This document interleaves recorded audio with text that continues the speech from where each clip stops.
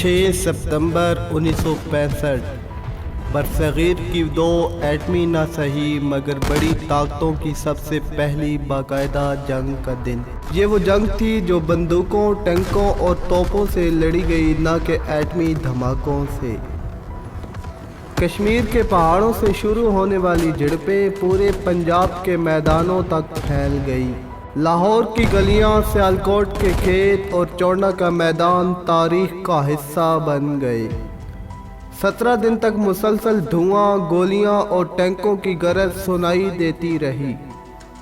कहा जाता है चौड़ा की लड़ाई दुनिया की सबसे बड़ी टैंक जंगों में शुमार होती है। दोनों तरफ के जवानों ने अपनी जानों की कुर्बानी दी, मगर फतह किसी के हिस्से में वाज़ह तौर पर न आ सकी। अक़वाम मुत्तहिदा की मुदाखलत ने 22 सितंबर को इस आग को वक्ती तौर पर बुझा दिया। इस जंग ने पाकिस्तान और भारत दोनों को झंझोड़ कर रख दिया कि कश्मीर का मसला सिर्फ मुज़ाकरात से नहीं सुलझ सकता। ताशकंद मुआहदा ने जंग तो रोक दी, मगर दुश्मनी के बीच मज़ीद गहरे हो गए। ये जंग शायद ख़त्म हुई, लेकिन इसके असरात आज तक दोनों मुल्कों की सियासत और ताल्लुकात पर छाए हुए हैं। 1965 की जंग एक ऐसी कहानी जो कुर्बानी, बहादुरी और नाकाम अमन कोशिशों का मुरक्कब है। 1965 की पाक भारत जंग को समझने के लिए सबसे पहले हमें इसके पस मंज़र में जाना होगा। ये जंग अचानक नहीं हुई, बल्कि कई सालों के तनाज़ात, ख़ास तौर पर कश्मीर के मसले का नतीजा थी। बरसगीर की तकसीम 1947 में हुई, लेकिन कश्मीर का मामला अधूरा रह गया। पाकिस्तान का मौक़िफ़ ये था कि चूँकि कश्मीर की अक्सरियत मुसलमान आबादी पर मुश्तमिल है, इसीलिए ये पाकिस्तान का हिस्सा होना चाहिए। दूसरी तरफ भारत ने कश्मीर पर कब्ज़ा बरकरार रखा और वहाँ के लोगों को वो आज़ादी और रेफरेंडम न दिया जिसका वादा अक़वाम मुत्तहिदा की करारदादों में किया गया था। ये वही बुनियादी तनाज़ा था जिसने दोनों मुल्कों के दरमियान मुस्तकिल कशीदगी को जन्म दिया। 1965 में पाकिस्तान ने एक मंसूबा बनाया जिसे ऑपरेशन जबराल्टर कहा गया। इस मंसूबे का मकसद ये था कि पाकिस्तान के ख़ुसूसी दस्ते और कश्मीरी मुजाहिदीन मकबूजा कश्मीर में दाखिल होकर भारतीय फ़ौज के ख़िलाफ़ गुरीला कार्रवाइयाँ करें ताकि कश्मीरी अवाम बगावत पर आमादा हो जाए और भारत को कश्मीर छोड़ने पर मजबूर कर दिया जाए। पाकिस्तान को उम्मीद थी कि कश्मीरी अवाम उन कार्रवाइयों का साथ देंगी और एक बड़ी अवामी तहरीक खड़ी हो जाएगी, लेकिन ये मंसूबा इस तरह कामयाब न हो सका जिस तरह सोचा गया था। भारत ने फ़ौरन रद्द-ए-अमल दिखाया और बड़े पैमाने पर फौजी कार्रवाइयाँ शुरू कर दी। इब्तदा में झड़पें सिर्फ कश्मीर के पहाड़ों तक महदूद थीं, लेकिन जैसे ही भारत ने जवाबी कार्रवाइयाँ तेज़ की तो झड़पें सरहद पार के इलाकों तक फैल गई। भारत ने न सिर्फ कश्मीर में अपनी पोजीशन मजबूत की, बल्कि चंद ही दिनों में बैनुल-अक़वामी सरहद पर भी हमला शुरू कर दिया। यही वो मौका था जब एक महदूद तनाज़ा बढ़ते बढ़ते बाकायदा जंग में बदल गया।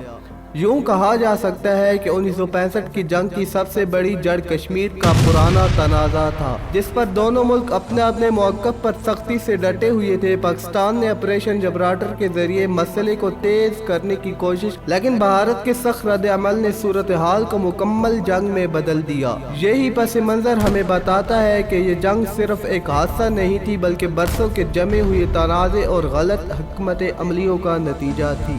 6 सितंबर 1965 की सुबह ये वो दिन था जो हमेशा के लिए पाकिस्तान और भारत की तारीख में दर्ज हो गया। पाकिस्तान और भारत के दरमियान झड़पें तो कई दिनों से कश्मीर के पहाड़ों पर जारी थी, लेकिन अचानक 6 सितंबर की सुबह भारत ने एक बड़ा कदम उठाया।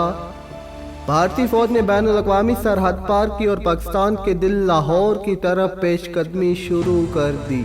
ये एक बराह रास्त ऐलान जंग था। भारत का मकसद ये था कि तेज़ी से लाहौर पर कब्जा करके पाकिस्तान को घुटने टेकने पर मजबूर कर दिया जाए।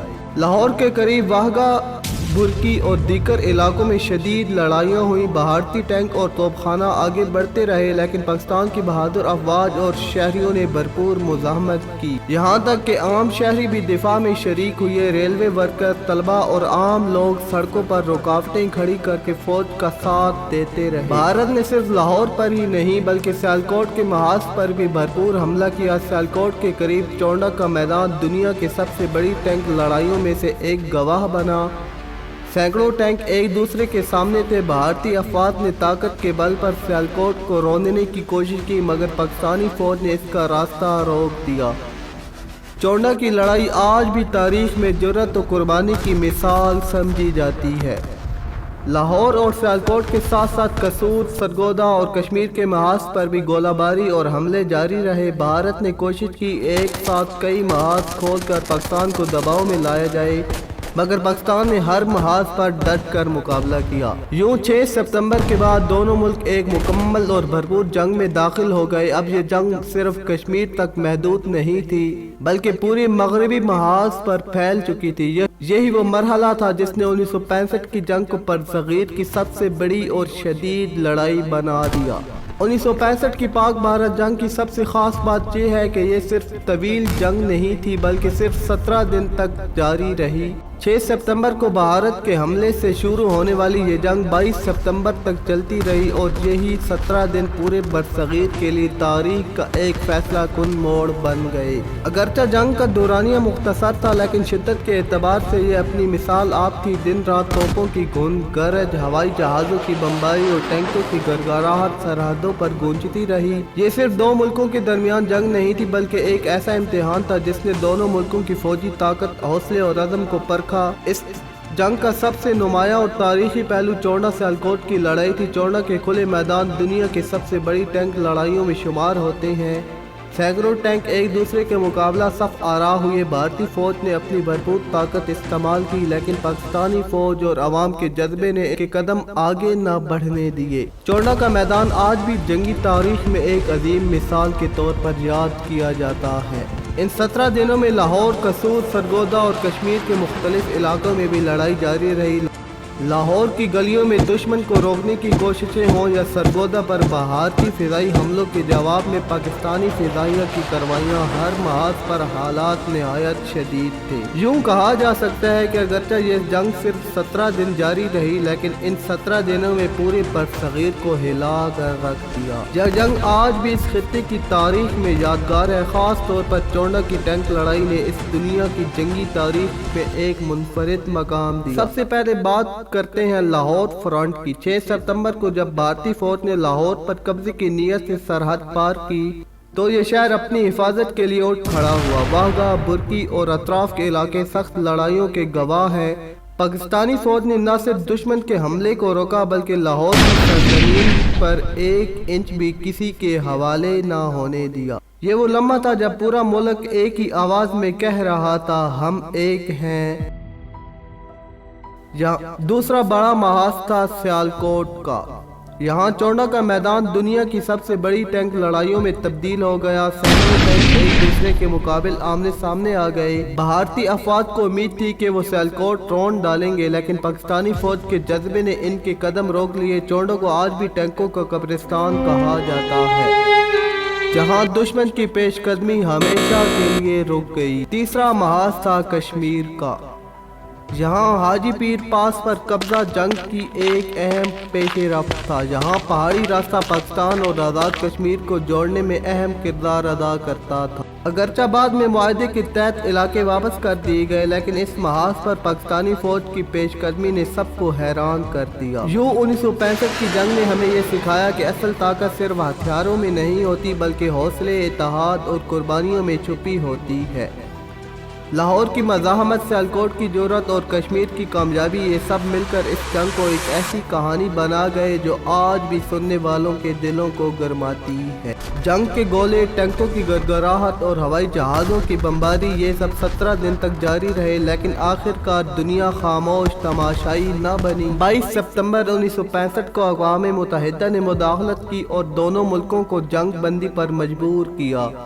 ये वो लम्हा था जब तोपों की आवाज़ थम गई और एक बार फिर सफारतकारी ने मैदान जंग की जगह ली।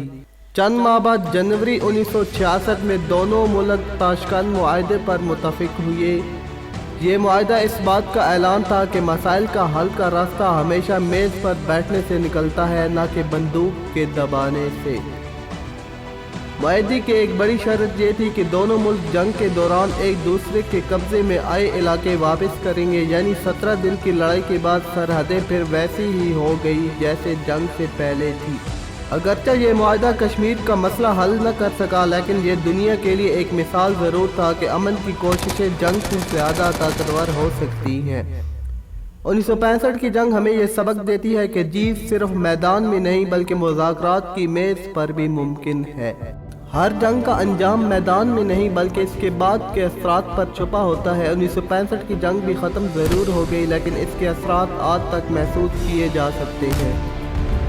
سب سے پہلا نقطہ یہ ہے کہ دونوں ممالک اپنے مقاصد مکمل طور پر حاصل نہ کر سکے۔ پاکستان کی خواہش تھی کہ کشمیر میں تحریک آزادی کو عملی شکل دی جائے اور بھارت کو پیچھے ہٹنے پر مجبور کیا جائے، لیکن جنگ کے بعد کشمیر کا مسئلہ جو کا تو وہیں کا وہیں رہا۔ دوسری طرف بھارت چاہتا تھا کہ وہ پاکستان کو فوجی لحاظ سے دباؤ میں لے آئے، مگر 17 دن کی لڑائی کے بعد یہ مقصد بھی حاصل نہ ہو سکا۔ یوں کہا جا سکتا ہے کہ یہ جنگ ایک ڈرا پر ختم ہوئی جہاں کوئی واضح فاتح سامنے نہ آیا۔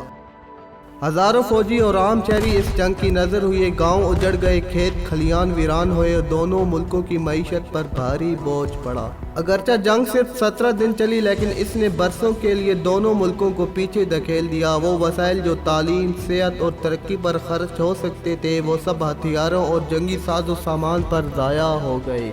تیسرا بڑا اثر یہ تھا کہ پاک بھارت تعلقات میں مزید کشیدگی پیدا ہو گئی۔ اگر تاشکند معاہدہ کے بعد تعلقات بہتر ہو جاتے تو شاید یہ خطہ ترقی کی راہ پر چل نکلتا، لیکن بدقسمتی سے دونوں طرف بد اعتمادی بڑھتی گئی۔ پاکستان میں معاہدے کو عوامی سطح پر زیادہ پذیرائی نہ ملی اور بھارت میں بھی سخت گیر رویہ غالب آ گیا۔